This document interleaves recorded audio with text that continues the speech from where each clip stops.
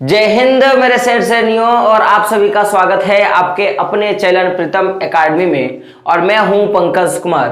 तो जैसा कि हमारा एक नया सा और एक फ्रेश सा जो चैप्टर है हिस्ट्री का शुरू हुआ है, वो चैप्टर क्या था? भूमंडलीकृत विश्व का बनना। हाँ दोस्तों, भूमंडलीकृत विश्व का बनना, ये चैप्टर जो है हम लोग ले रहे थे। तो इसका हम लोगों ने बस एक वीडियो लिया है और वो भी इंट्रोडक्शन पार्ट लिया है। तो हम लोगों ने उसमें देखा था कि भूमंडलीकृत विश्व के बनने की प्रक्रिया में क्या क्या चीजें जो है वो काम में आती हैं। और ये जो चैप्टर में हम लोग क्या पढ़ेंगे, तो बेसिकली चैप्टर में हमको वैश्वीकरण के बारे में पढ़ना है। यानी कि ये जो पूरी दुनिया है वो किसी ना किसी माध्यम से एक दूसरे से जुड़ी हुई है, या हम ऐसे बोल सकते हैं कि पूरी दुनिया का छोटा हो जाना। यानी कि अब कम समय में हम लोग ज्यादा चीजों का क्या कर सकते हैं, या तो हम लोग चीजों को उसके किसी दूसरे के पास पहुंचा सकते हैं, या उनकी चीजों को हम क्या कर सकते हैं, अपने पास ला सकते हैं। इसके बारे में हम लोगों ने देखा था। तो अगर कोई यूजर्स नए हो हमारे चैनल में और प्रीतम एकेडमी में पहली बार वॉच कर रहे हो, तो पहले क्या करना है कि प्रीतम एकेडमी को सब्सक्राइब कर लेनी है, और जो बेल का आइकन आता है उसको भी क्या करना है, प्रेस कर देना है। और पीछे के वीडियो को पहले आप देख लो, फिर आप ये वीडियो देखोगे तो आपको ज्यादा बेटर से समझ में आएगा मेरे रसगुल्लो। तो आज का जो टॉपिक है इस पे हम लोग बात करेंगे। एक तो हम लोग बात करेंगे कि अभी का जो युग चल रहा है, इससे पहले के युग के बारे में बात करेंगे, और देन दूसरा हम लोग बात करेंगे रेशम मार्ग के बारे में। तो पहले आप समझिएगा, अगर हम लोग बात करें तो इतिहास के हर दौर में, आप इतिहास का जैसे जैसे समय बीतता जाएगा उस टाइम का मैं बात कर रहा हूं, तो इतिहास के हर दौर में ये जो मानव समाज है ये एक दूसरे से क्या आते गए, नजदीक आते गए। अब बात रहा कि ये लोग जब नजदीक आ रहे हैं, मैंने क्या बोला कि अगर मैं बात करूं इतिहास के हर दौर में ये जो मानव समाज है ये एक दूसरे के नजदीक आता गया। तो नजदीक आने का अभी तो आप सोशल मीडिया बोल सकते हो एक अच्छा उदाहरण है कि लोग एक दूसरे के कांटेक्ट में आ रहे हैं, लोग एक दूसरे से मिल पा रहे हैं, लोग एक दूसरे से क्या कर पा रहे हैं, आपस में बातचीत कर पा रहे हैं। लेकिन तब ऐसा नहीं था। अगर आज से हम 50 साल पीछे जाएंगे तब ऐसा नहीं था मेरे रसगुल्लो। तो तब क्या था सर, हम इस पे बात करते हैं। तो उस समय भी इतिहास की उस दौर में जो लोग हैं वो एक दूसरे के कांटेक्ट में आ रहे थे। तो इसके लिए तब ना फोन था, और ना ही तब सोशल मीडिया था, और ना ही यूट्यूब था, और ना ही फेसबुक था, और ना ही व्हाट्सएप था। तो उस समय किन किन चीजों से जो है लोग एक दूसरे के नजदीक आ रहे थे, पहले मैं इस पे बात करता हूं। तो मेरे रसगुल्लो ध्यान से सुनना। उस समय लोग यात्रा के दौरान, लोग बहुत से ऐसे लोग हैं जो यात्रा करने के लिए निकलते हैं, देश विदेश घूमने के लिए निकलते थे, और आज भी हम लोग करते हैं। तो हम लोग बोल सकते हैं कि यात्राओं के माध्यम से क्या हो गया कि मानव समाज एक दूसरे से क्या होने लगे, आपस में मिलने लगे। कि मान लो कि मैं आपका स्टेट में घूमने के लिए चला गया, तो आप तो जरूर बोलोगे कि पंकज सर मेरे यहाँ आए हैं, तो आप मेरे से मिलोगे कि नहीं? आप बोलोगे हाँ। तो जब आप मेरे से मिलोगे तो कुछ चीजें होंगी, मैं आपको मोटिवेट करूंगा, आप मेरे चीजों को सीखोगे, और मैं आपसे क्या करूंगा, सीखने का काम करूंगा। तो यात्राओं से, दूसरा व्यापार से, या मैं बोल सकता हूं व्यापारी, है ना। जैसे कि मैं क्या करूंगा कि मैं एक बोरा सामान लेके जाऊंगा, आपके स्टेट में बेच दूंगा। तो मैं आपका स्टेट गया, आपने मेरे सामान को खरीदा। बात को समझिएगा। फिर हम लोग देखेंगे बहुत से ऐसे पुजारी है जो पूजा करने के लिए, या मैं बोल सकता हूं कि अपने आप को जितने भी मैं बोल सकता हूं कि भारत के मंदिर हैं या भारत के कुछ ऐसे स्थल हैं उनको देखने के लिए, घूमने के लिए जाते थे। या जितने भी तीर्थ यात्री हैं, बहुत से ऐसे तीर्थ यात्री हैं जो तीर्थ करने के लिए, होता है ना अभी हमारे समाज में कि लोग तीर्थ करने के लिए जाते हैं। जैसे हम लोग चल जाते हैं रामेश्वरम, चल जाते हैं बाबा, हम लोग चल जाते हैं मध्य प्रदेश, चले जाते हैं घूमने के लिए, तीर्थ करने के लिए। और ऐसे ही बहुत से लोग होते हैं जो तीर्थ करने के लिए। तो अगर कभी क्वेश्चन आएगा आपके पास कि इतिहास के दौरान या इतिहास के उस समय जब मानव समाज एक दूसरे से नजदीक आ रहे थे, दोनों एक दूसरे के साथ मिल रहे थे, तो किन कारणों से तब लोग जो है वो एक दूसरे से मिल रहे थे? तो मेरे रसगुल्लो आप क्या बोलोगे? सर यात्रा के माध्यम से, सर व्यापार करने के लिए, या हम लोग बोल सकते हैं पुजारी पूजा करने के लिए अलग अलग क्षेत्रों में घुमा करते थे, या तीर्थ यात्री तीर्थ करने के लिए या तीर्थ यात्रा के दौरान क्या करते थे, अलग अलग क्षेत्रों में घुमा करते थे। जैसे अगर मैं मान लो सपोज दैट कि मैं तीर्थ यात्री हूं, अब मुझे पता चला कि आपके स्टेट में एक बहुत अच्छा मंदिर है या एक बहुत अच्छा जगह है जहां पे मैं घूम सकता हूं, तो मैं क्या करूंगा, मैं घूमने के लिए जा सकता हूं कि नहीं? आप बोलोगे हाँ सर। तो तीर्थ यात्रा के दौरान जब मैं वहां जाऊंगा तो आप देखोगे अरे ये तो पंकज सर हैं जो हमें यूट्यूब में पढ़ाते हैं। फिर क्या करोगे, आप मेरे से मिलोगे, मेरे से बातचीत करोगे, तो ये मिलना जुलना हुआ ना, तो इस आधार पर कर सकते हैं। तो अगर मैं यात्री का बात करूं या व्यापारी का बात करूं या पुजारी का बात करूं या तीर्थ यात्री का बात करूं, तो ये लोग किन कारणों से, या तो यात्री घूमने के लिए जा रहा है, या व्यापारी किस लिए एक क्षेत्र से दूसरे क्षेत्र जा रहा है, या पुजारी किस लिए जा रहा है, या तीर्थ यात्री किस लिए जा रहा है। तो उस समय का मानना था या तो ज्ञान के लिए या किसी अवसर के लिए। जैसे कि मेरा बोलने का मतलब है कि अगर कोई तीर्थ यात्री है या कोई पुजारी है या केवल यात्री है, तो वो ज्ञान के लिए हो सकता है एक जगह से दूसरे जगह गया होगा कि वाकई में ये चीज तो वहां कैसे हुआ। जैसे अगर मैं यात्री हूं, मुझे केवल घूमने का शौक है, तो मैं यहां से चला जाऊंगा ताजमहल देखने के लिए, तो मुझे लगेगा ना कि यार वाकई में ये जो ताजमहल है वो कैसे बन गया, तो उससे मुझे क्या मिलेगी, ज्ञान मिलेगी। तो हो सकता है ज्ञान के लिए। और अगर मैं व्यापारी हूं तो मैं अवसर खोजूंगा कि मेरे सामान कहां पे बिकेंगे, तो उस अवसर के लिए। या अगर मैं पुजारी हूं तो हो सकता है कि मुझे आध्यात्मिक शांति चाहिए, मुझे मन की शांति चाहिए, इसके लिए मैं यात्रा करूंगा। जैसे बहुत से ऐसे साधु संत हैं जो दूर दूर जाके घने जंगलों में, वनों में, कैलाश पर्वत जैसे शिखरों में जाके तपस्या करते हैं। जैसे आप जैन का देख सकते हो, हमारे यहाँ पे पारसनाथ है, लोग तपस्या करते हैं। आप बौद्ध धर्म के बारे में देख सकते हो, राजगिरी। तो ऐसे ऐसे क्षेत्रों में लोग आध्यात्मिक शांति के लिए भी, अभी चीन से भी बहुत से लोग आते हैं बौद्ध धर्म को देखने के लिए हमारे यहाँ, है ना, कहाँ पे, राजगिरी। जैन धर्म के लोग भी बहुत से पार्श्वनाथ आते हैं देखने के लिए। तो किसके लिए, आध्यात्मिक शांति के लिए। ऐसा भी हो सकता है कि कोई उत्पीड़न हो या हम लोग बोल सकते हैं यातना हो, कि मन में कोई कष्ट होगा या फिर घर में उसको बहुत ज्यादा मारपीटा होगा, कि मेरा कोई ऐसा रसगुल्ला होगा जो पढ़ने में उसको मन नहीं लगता होगा, तो हो सकता है उसके घर वाले या उसके मम्मी पापा उसको मारे होंगे।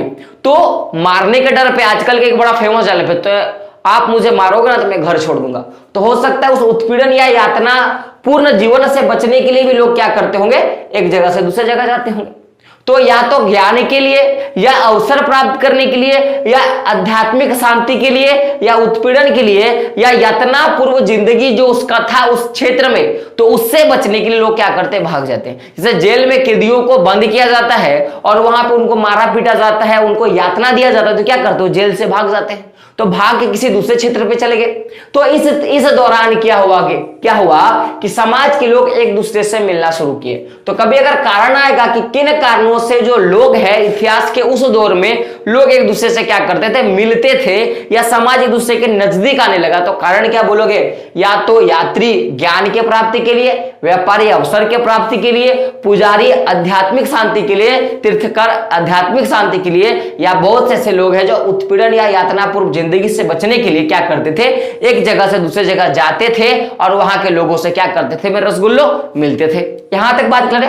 अब देखिएगा कि अगर मैं आपका स्टेट जाऊंगा या मैं आपके घर के आसपास जाऊंगा, तो कुछ ना कुछ ऐसे चीजें होंगी जो मेरे पास होंगे, मैं रसगुल्लो। तो कभी क्वेश्चन आएगा कि यात्रा के समय उनके साथ क्या होता था। तो कोई भी यात्री का मैं बात कर लूं, या व्यापारी का बात कर लूं, या पुजारी का बात कर लूं, या मैं तीर्थ यात्री का बात कर लूं, तो वो अपने साथ क्या लेके जाते थे, पैसा लेके जाते थे, या कुछ ऐसे मूल्य मान्यताएं होंगी जो उसके पास केवल होगा, कि वो उसने केवल प्राप्त किया होगा। जैसे मूल्य मान्यता का मतलब होगा, जैसे जब मैं ज्योग्राफी का क्लास मैंने लिया था, तो मैंने आपको बोला था कि उड़ीसा और जो बिहार के लोग होते हैं, इनका मान्यता है कि शादी के समय आम और इमली का पेड़ होना चाहिए, और उसके विवाह के पश्चात ही वर या वधु क्या करते हैं, अपनी अगर वधु है तो वो वर के साथ, और वर है तो वधु के साथ क्या होता है, शादी होता है। तो ये मूल एक मान्यता है जो सदियों से चला आ रहा है। तो अगर मैं आपका स्टेट जाऊंगा घूमने के लिए, तो मेरे पास तो पैसा होगा ही, टिकट का तो पैसा मेरे को चाहिए, खाने के लिए तो पैसा चाहिए, या हो सकता है कि मेरे पास जो मान्यताएं हैं उसको मैं लेके जाऊंगा, या जो मेरे पास हुनर है मैं उसको भी क्या करूंगा, लेके जाऊंगा, है कि नहीं। अब मैं जा रहा हूं तो मेरे साथ मेरी जो सोच समझने की शक्ति वो भी तो जाएगी, या मैं जिस तरह से रहन सहन में करता हूं वो तो जाएगा, या जो मेरा पढ़ाने का तरीका है वो क्या मेरे घर में रह जाएगा क्या, या मेरे इस स्टूडियो में रह जाएगा क्या। आप बोलोगे नहीं, ये तीनों जाएगा। साथ में मैं जिस तरह का सोचता हूं वो भी जाएगा। और बहुत ऐसे लोग हैं जिनको आविष्कार करना आता है, जैसे मुझे बच्चों को पढ़ाकर उनको क्या करना है, सफल बनाने का मुझे आविष्कार आता है तो मैं वो करने जानता हूं। साथ में अगर मुझे सर्दी खांसी या जुकाम होगा तो मेरे साथ जो कीटाणु होंगे या जो मेरी बीमारी है वो भी तो एक क्षेत्र से दूसरे क्षेत्र में जाएंगे।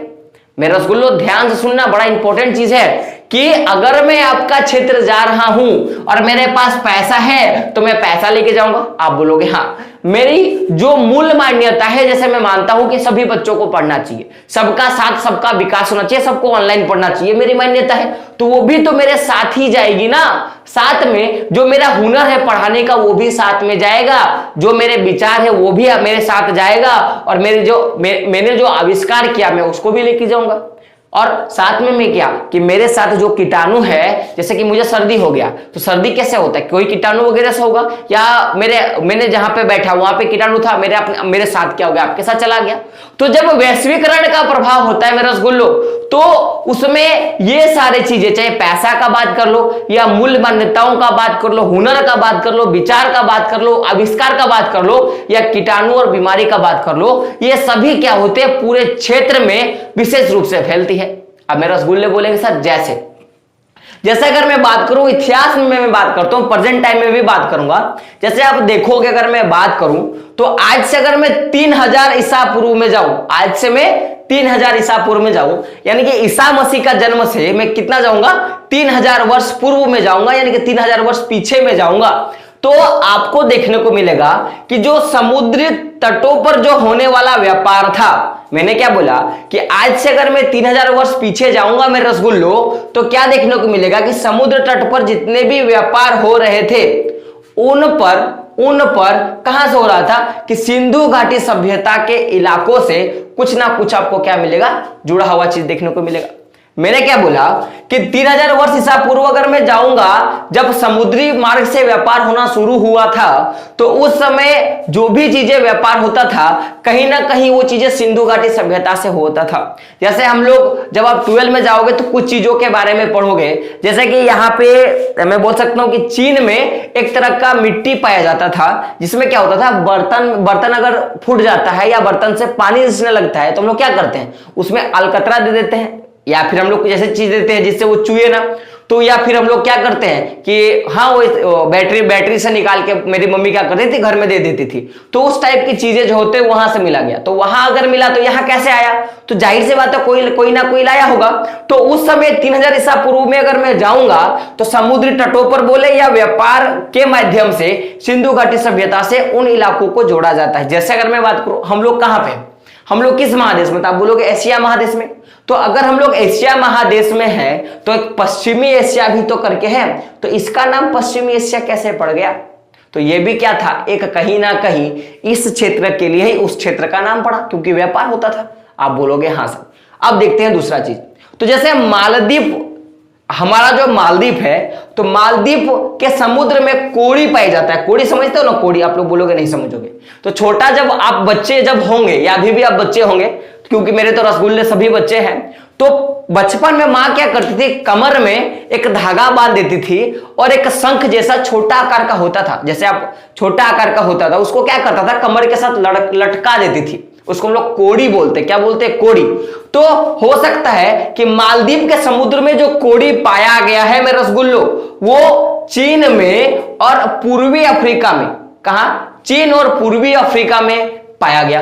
तो ऐसा कैसे संभव है कि जो कोड़ी मालदीव के क्षेत्र में पाया गया, मालदीव के समुद्र क्षेत्र में पाया गया, वो केवल चीन के समुद्र क्षेत्र में या चीन में या केवल पूर्वी अफ्रीका में पाया गया। तो हो सकता है कि मालदीव में रहने वाला या भारत में रहने वाला व्यक्ति क्या किया होगा कि उसको उठाया होगा और उसको जाके वहां पे क्या किया होगा, यूज किया होगा। तो उस समय कोड़ियां जो था, इनका उपयोग पैसा के लिए या मुद्रा के रूप में किया जाता था। कैसा, पैसा या मुद्रा के रूप में। इसीलिए कहावत है ना कि तुम्हारा औकात एक कोड़ी का नहीं है। बहुत से लोग बोलते होंगे ना कि तुम्हारा औकात एक कोड़ी का नहीं है। तो कोड़ी का किस लिए, पैसे के लिए, याद रखने के लिए मैंने बोला कि तुम्हारा औकात एक कोड़ी का नहीं है। तो अब क्या बोलोगे, पैसा या मुद्रा के लिए प्रयोग करता था। तो मालदीव में जो कोड़ी जिसका उपयोग पैसा या मुद्रा के लिए किया जाता था, वो चीन और पूर्वी अफ्रीका कैसे पहुंच गया। तो पहुंचने का कारण तो समझ गए, हो सकता है कि व्यापारी लोग या कोई यात्री या कोई पुजारी या कोई यात्रीगण क्या हुआ, ले गया होगा। तो उससे चीजों का आदान प्रदान हुआ कि नहीं, चीजों का या विचारों का आदान प्रदान हुआ, मूल्य मान्यताओं का आदान प्रदान हुआ। जैसे हम मानते हैं कि हम लोग कौड़ी को क्या करेंगे, हम लोग ट्रांसफर करेंगे, हम लोग उसको वस्तु को खरीदने के लिए या वस्तुओं के विनिमय के लिए हम लोग प्रयोग करेंगे। तो वो जो हमारी मूल्य मान्यता थी वो कहीं ना कहीं पूर्वी अफ्रीका और जो चीन है वहां तक पहुंचा कि नहीं, आप बोलोगे हाँ सर। तो ये तो बात आपको समझ में आ गया। अब हम लोग जैसे अभी मैं प्रेजेंट टाइम में बात करूं, आप कोरोना जानते हो ना, एक बीमारी है, आपको पता है ये वायरस से फैलने वाला बीमारी है। तो अब मेरे को बताओ ये स्टार्ट कहां से हुआ, चीन में से हुआ, लेकिन पूरे विश्व में फैला ना। तो ये पूरे विश्व में कैसे फैला, इस वैश्वीकरण के कारण ही फैला मेरे रसगुल्लो, क्योंकि हमारे लोग चीन भी जाते हैं और चीन के लोग यहां भी आते हैं, चीन के लोग पूरे विदेश में जाते हैं, हमारे लोग पूरे विदेश में जाते हैं। तो चीन में ऐसे कोरोना हुआ तो कुछ लोग जो है वो भारत आए, भारत में कोरोना हुआ, भारत के लोग दूसरे देश में पहुंच गए, यहां कोरोना हुआ, ये किसी दूसरे देश में पहुंच गया, वहां कोरोना हुआ। तो कहीं ना कहीं बीमारी भी है वो क्या होता है, एक जगह दूसरी जगह से वैश्वीकरण प्रभाव के अंतर्गत क्या होता है, बहुत जल्दी क्या होता है, पहुंचने लगता है। तो यहां तक कोई दिक्कत नहीं है रसगुल्लो आपको समझने में। अब आप समझिएगा थोड़ा, अगर मैं बात करूं रेशम मार्ग के बारे में, क्वेश्चन आता है यहां से हर साल आपको क्वेश्चन देखने को मिलेगा कि रेशम मार्ग पर टिप्पणी लिखे या सिल्ट मार्ग पे या सिल्ट रूट पर टिप्पणी लिखे, या क्वेश्चन आएगा कि रेशम मार्ग से आप क्या समझते हो, इसके बारे में क्वेश्चन आएगा।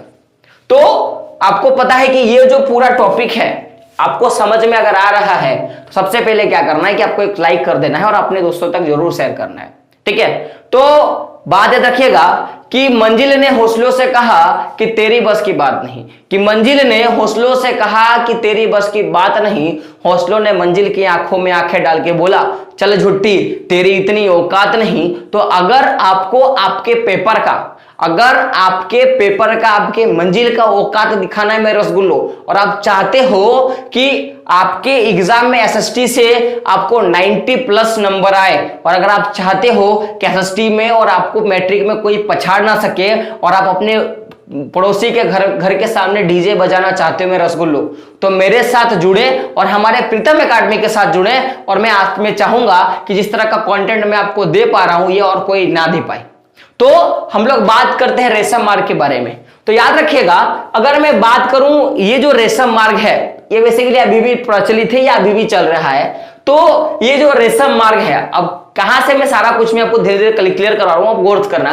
तो अगर मैं बात करूं रेशम मार्ग के बारे में, तो ये आधुनिक काल के पहले के युग का, मैं बोल सकता हूं अभी का जो युग चल रहा है इससे पहले के युग का क्या होता था कि मैं बोल सकता हूं दुनिया के एक दूसरे स्थित जो भाग है या जो दूर दूर के जो स्थित भाग है वहां के बीच व्यापारिक या सांस्कृतिक संपर्कों का मैं बोल सकता हूं कि सबसे जीवित उदाहरण है मेरे रसगुल्लो। तो ध्यान से सुनना, मैंने क्या बोला कि ये जो रेशम मार्ग है ये आधुनिक युग के मैं पहले का बात करूं तो तब का ये दुनिया के जो दूर दूर स्थित जो देश है, चाहे हम भारत से अमेरिका का डिस्टेंस बात कर लो, साउथ अफ्रीका का बात कर लो, अफ्रीका का बात कर लो, पूर्वी अफ्रीका का बात कर लो, ऑस्ट्रेलिया का बात कर लो, अर्जेंटीना का बात कर लो, स्विट्जरलैंड का बात कर लो, ये सारे दूर दूर के देश है। तो वहां के देशों के साथ मैं क्या बोल सकता हूं, चाहे व्यापारिक रूप से बात करूं या सांस्कृतिक रूप से बात करूं, इस तरह के संपर्क का सबसे जीवंत उदाहरण है। तो मेरे बच्चे बोलेंगे सर व्यापारिक रूप से तो समझ में आया कि मैंने यहाँ पे कोई सामान बनाया और मैं क्या करूंगा दूसरे देश पे जाके बेचूंगा, यहां तक तो मेरे को समझ में आया। या किसी दूसरे देश का सामान है मेरे देश पे बेचा गया मैंने, तो यहां तक समझ में आया। लेकिन सर सांस्कृतिक चीजों के बारे में बताओ ना, आज आप अंग्रेजी पढ़ते हो, इंग्लिश पढ़ाई करते हो ना, तो ये जो इंग्लिश पद्धति था ये आज से पहले ब्रिटिश सरकार का या इंग्लैंडियों का हुआ करता था। लेकिन आज हमारे कल्चरल में आया है ना, आज एक वास्तविकता सबको बोला गया कि अगर आपको इंग्लिश नहीं आती है तो आप कुछ नहीं जानते हो। तो क्यों ना क्यों वो जो सोच है वो तो यहां तक आया ना। चाइना के लोग चाइनीज फूड खाते हैं, ये उनके सांस्कृतिक परंपरा है, कहीं ना कहीं हमारे पास आया ना। देखो हम जिस तरह का ट्रेडिशनल कपड़े पहनते हैं कि हमारे यहाँ परंपरा है कि जो औरतें होंगी वो साड़ी पहनेंगी, और विदेशों में ये उल्टा होता है, वहां पर शॉर्ट पैंट शॉर्ट जींस वगैरह पहने जाते हैं। तो कहीं ना कहीं इस चीजों का आदान प्रदान हुआ, यहाँ के औरतें वहां और यहाँ के यहाँ पहनी जाती, तो ये कहीं ना कहीं सांस्कृतिक चीजों का आदान प्रदान हुआ। अब बोलोगे हाँ गुरुजी समझ में आ गया। अब आप समझिएगा कि कभी पूछेगा कि रेशम मार्ग क्या है, तो आप क्या बोलोगे कि आधुनिक काल से पहले के युग में दुनिया के दूर दूर स्थित भागों के बीच व्यापारिक और सांस्कृतिक संपर्क का सबसे जीवंत उदाहरण है, यानी कि आज भी पाया जाता है मेरे रसगुल्लो। तो गौर कीजिएगा, अगर मैं बात करूं कि इस मार्ग में क्या होता था गुरुजी, तो ध्यान देना मेरे रसगुल्लो कि इस मार्ग से मैं जितना भी मैं पश्चिम देशों का बात करूं, या तो वो भारत का मैं बात करूं या मैं बात करूं चीन का, तो दोनों के बीच में दोनों के बीच में क्या होता था, सिल्क समझते हो, भेजा जाता था। सिल्क माने होता है रेशम, क्या होता है मेरा रसगुल्लो, रेशम। चूंकि रेशम मार्ग का मतलब क्या होता है, रास्ता, और रेशम का अर्थ होता है क्या, धागा, सूता बोल सकते हो। रेशम एक तरह का कपड़ा है, रेशम का कपड़ा आता है। तो इस मार्ग से मैं बोल सकता हूं कि पश्चिम देशों को चीन से क्या मिलता था, रेशम मिलता था, और इसी को बोला गया सिल्क मार्ग। लेकिन अगर मैं बात करूं इतिहासकारों के अनुसार, कभी आपके मन में क्वेश्चन आएगा मेरे रसगुल्लो के सर, ये जो सिल्क मार्ग था ये क्या केवल जमीन पर था क्या ये सिल्क मार्ग केवल समुद्र में था क्या? तो मेरे रसगुल्लो ध्यान से सुनना कि सिल्क मार्ग के तहत पश्चिमी देशों का, या तो मैं बात करूं भारत में भी सिल्क मार्ग के द्वारा रेशम को भेजा जाता था, और यहां तक पश्चिमी देश यानी कि इंग्लैंड हो गया, फ्रांस हो गया, इन सारे देशों में भी क्या होता था कि यहां से रेशम जो है वो भेजा जाता था मेरे रसगुल्लो। तो कहीं ना कहीं इतिहासकारों का मानना था कि ये जो सिल्क मार्ग है ये जमीन के रास्ते से भी हो सकता है या समुद्र के रास्ते से भी होकर गुजरा है, और ये बाकी देशों को जोड़ने का काम करता है मेरे रसगुल्लो। तो ध्यान से सुनना, अगर मैं बात करूं इस मार्ग में क्या क्या देश, कौन कौन से देश है मेरे रसगुल्लो जो शामिल है, तो मेरे बच्चे बोलेंगे हाँ गुरुजी बहुत अच्छा क्वेश्चन है। तो मेरे रसगुल्लो ध्यान देना, इस मार्ग में मैं बात करूं तो एशिया का जो पूरा विशाल क्षेत्र आता है, पूरे एशिया का जो विशाल क्षेत्र आता है, उसके साथ साथ मैं बात करूंगा तो उत्तर अफ्रीका को भी क्या होता है इस मार्ग के साथ जोड़ा जाता है। तो एशिया जो है, अगर मैं पूरा एशिया का बात करूं तो एशिया को तो एक दूसरे से जोड़ा, कांटेक्ट कर दिया, और अफ्रीका तो यहां है ना, तो कहीं ना कहीं अफ्रीका को समुद्री मार्ग से, और बाकी जो पूरा एशिया है मेरे रसगुल्लो उसको कहीं ना कहीं जमीन के रास्तों से जोड़ने का काम किया। आप बोलोगे हाँ गुरुजी ये तो बात सही है। तो अगर मैं बात करूं कि इस मार्ग का जो अस्तित्व था कब से कब तक था, ये क्वेश्चन आता है कि रेशम मार्ग का या सिल्क मार्ग का अस्तित्व कब से कब तक था, तो अगर मैं बात करूं तो यह मार्ग जो है ना वो ईसवी पूर्व से, यानी कि बहुत पहले समय से ही ये चल रहा है, और ये जो अस्तित्व में था तो ये 15वीं शताब्दी तक ये अस्तित्व में रहा, यानी कि मैं बोल सकता हूं कि 15वीं शताब्दी तक इस मार्ग के द्वारा, इस रेशम मार्ग के द्वारा क्या क्या गया, वस्तुओं का, या मैं बोल सकता हूं व्यापारिक या सांस्कृतिक चीजों का आदान प्रदान हुआ। तो क्वेश्चन आता है कि कब तक रहा, तो क्या बोलोगे 15वीं शताब्दी तक इस मार्ग का अस्तित्व रहा। कौन सा मार्ग, तो जो हम लोग बोलेंगे एशिया के बाकी देश को और उत्तरी अफ्रीका के क्षेत्र को जोड़ने वाला जो रेशम मार्ग था, मैं उसका बात कर रहा हूं मेरे रसगुल्लो, और यह मार्ग जमीन और समुद्र दोनों से होकर गुजरता था। आप ध्यान दीजिएगा कि इस मार्ग में अगर मैं व्यापारिक वस्तुओं का बात करूं कि इस रेशम मार्ग में कौन कौन चीजें जो है वो ज्यादातर बिकती थी या वस्तुओं का आदान प्रदान होता था, तो चीन का एक पॉटरी, इसको चीनी पॉटरी भी बोला गया, यानी कि चीना माटी से बना हुआ कप या चीना माटी के बने हुए बर्तन। तो चीन से बना हुआ जो चीनी पॉटरी था ये रेशम मार्ग के द्वारा पूरे एशिया में और पश्चिम के देशों में, और कहां पे मैं बात करूंगा तो उत्तरी अफ्रीका तक ये चीज फैला हुआ है। तो इस व्यापारिक मार्ग में व्यापारिक वस्तु का बात करूं तो पहला आप क्या बोलोगे, चीनी पॉटरी, और दूसरा मैं बात करूं तो भारत से, और जो दक्षिण पूर्व जो एशिया पूरा हमारा है, यानी कि भारत हो गया, और भारत का जो दक्षिण पूर्व एशिया होगा, यहां से मैं बात करूंगा तो यहां से कपड़े और जितने भी मसाले होते हैं वे सारी चीजें क्या होते हैं इस मार्ग के द्वारा एक देश से पूरे देश तक क्या होता है, फैलता है। आपको पता है ना कि भारत ही ऐसा देश है जिसमें पूरे विश्व का 70% मसाला जो है भारत में उत्पाद होता है, पूरे देश तक पहुंचता है। तो ये कैसे पॉसिबल हुआ, तो कारण है क्या है मेरे रसगुल्लो, वो किससे हो गया, इस रेशम मार्ग के द्वारा क्या पॉसिबिलिटी है। तो चीन से क्या आया, चीनी पोट्री, और भारत और मैं बोल सकता हूं दक्षिण पूर्व एशिया से कपड़े और मसाले जो हैं इस रास्ते पे जाता था। तो अगर मैं मान लूं कि मैं अगर भारत का हूं और मैं मसालों का उत्पाद करता हूं या मैं चाय का खेती करता हूं, तो मैं क्या करूंगा, इस रास्ते के माध्यम से जो पश्चिमी देश है वहां तक तो चाय पहुंचा दूंगा, अफ्रीका तक तो पहुंचा दूंगा। तो मैं जब वहां से मैं पहुंचा के जब मैं घर आऊंगा मेरे रसगुल्लो, तो कुछ ना कुछ तो मेरे साथ होगा ना। अब बोलोगे हाँ गुरुजी, कुछ तो ना कुछ तो साथ में होगा। तो जब वो व्यापारी लोग वापस में आते होंगे तो उस क्षेत्र का सोना, उस क्षेत्र का चांदी और उस क्षेत्र का जो कीमती वस्तु है वो क्या मैं बोल सकता हूं कि यूरोप जैसे देशों से ये एशियाई जैसे देशों तक क्या होता था, ये पहुंच जाता था। आप बोलोगे हाँ गुरुजी, अब मान लो कि मैं भारत का मसाला लेके अगर मैं चीन में बेचूंगा तो चीन का मुझे तो पैसा मिलेगा ना, लेकिन उस समय सोना चांदी चलता था और उस समय कीमती वस्तु चलता था, क्योंकि उस समय वस्तु भी नहीं प्रणाली थी। तो उस चीज के अंतर्गत पहुंचेगा कि नहीं? आप बोलोगे हाँ गुरुजी। तो मैंने यहां से उनको मसाला दे दिया और उन्होंने बदले में मुझे क्या दे दिया, सोना चांदी। तो कहीं ना कहीं आप ये चीज जो मैंने बोला कि पैसों का या मूल्य मान्यताओं का या हुनर का, मेरा हुनर था कि मैंने मसाला मुझे बनाना आता है, तो उन चीजों को मैं साथ में लेके गया और लेके आया कि नहीं? आप बोलोगे हाँ सर। अब समझेगा, अगर मैं बात करूं इस मार्ग में कहीं ना कहीं सांस्कृतिक चीजों का भी आदान प्रदान होता रहा। वस्तुओं का तो आदान प्रदान हुआ, साथ में सांस्कृतिक वस्तुओं का भी आदान प्रदान हो रहा था। अब जैसे मैं बात करूं तो आप देखोगे कि भारत में जो ये ईसाई धर्म है आज है, ये पहले नहीं था। तो अगर मैं ईसाई मशीनरी का मैं बात करूं तो आज इसी रास्ते के माध्यम से पूरे विश्व में फैला है, पूरे विश्व में फैला है। तो कारण क्या है? इसी रास्ते के माध्यम से। हो सकता है कि ईसाई लोग व्यापार करने के लिए भारत आए गए होंगे और भारत की जो जगह है या जो भौगोलिक क्षेत्र है इनको बहुत पसंद आया, फिर ये लोग क्या कर दिए, यहीं पे स्टे कर दिए। हो सकता है इस कारण से यहां पे रह गए, या हो सकता है वो लोग दूसरे जगह चल गए, उनकी स्थिति अच्छी लगी, वहां पे रह गए, फिर यहाँ की चीजों को वो लोग सीखने लगे। या ऐसे भी हो सकता है कि भारत के जो बौद्ध धर्म के प्रवक्ता है, जानते हो ना, पूर्वी भारत में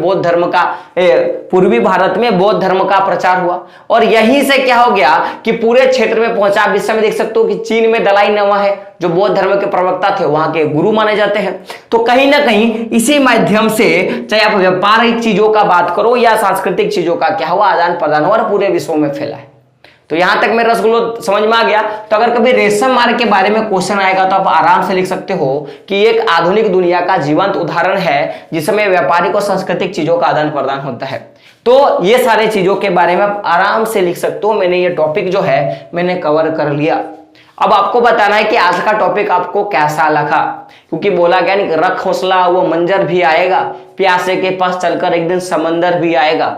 तू वेट कर उस दिन का मेरे रसगुल्लो, जिस दिन तू प्रीतम एकेडमी से पढ़ लेगा और तू सारा उस क्वेश्चन का आंसर देगा जो बाकी को ही नहीं जानता है।